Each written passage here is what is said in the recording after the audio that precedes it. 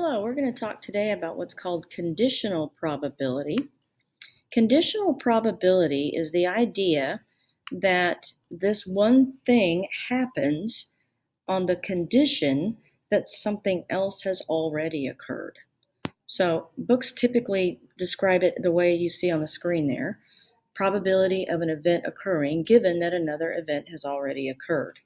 I like to think of conditional probability as um, probability that's calculated with a limited total. And what I mean by that is if we look at our chart here, this is a chart of 100 employees, and they were asked, are you in favor of or against mandatory overtime?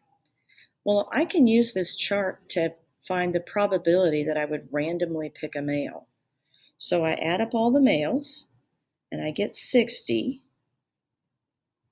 So the probability that I would pick a male out of these 100 employees is 60 out of 100, and as a decimal, that's 0.6. I haven't limited my total here. My total is the entire 100 people.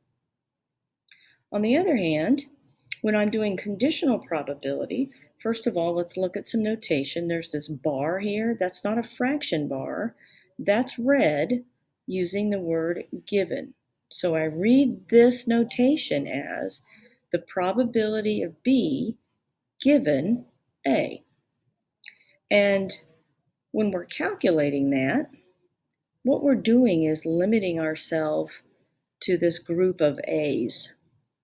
So in this question down here, what's the probability that I would choose a male given that they're against? I'm limiting myself to those people that are against. So instead of using these 100 people total, I need to find out how many people are against. Well, when I add those up, I get 81. So 81 is my total number. And that's what I mean by limiting myself to a particular group of people rather than the entire group of people. I'm limiting myself to just the against people. Now, I want the total number of males that are in this group of people. Well, that's 45. So you see, I'm still interested in males, but it's not all the males out of everybody. It's only the males in this group of 81 right here.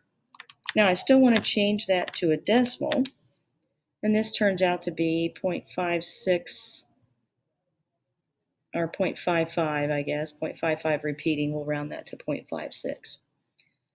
Now, is the probability of male given that they're against the same as the probability of choosing an against person given that they're male? Well, let's see. We're limiting ourselves to this group. You're always limiting yourself to the second group of people.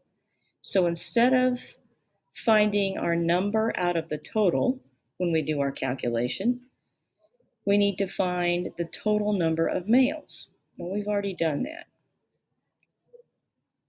So out of this group of people, all the males, how many are against?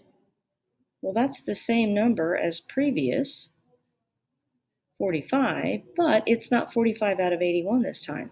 It's 45 out of 60, and that turns out to be 0.75. So in general, the probability of B given A is not the same as the probability of A given B. When you switch the two around, it matters.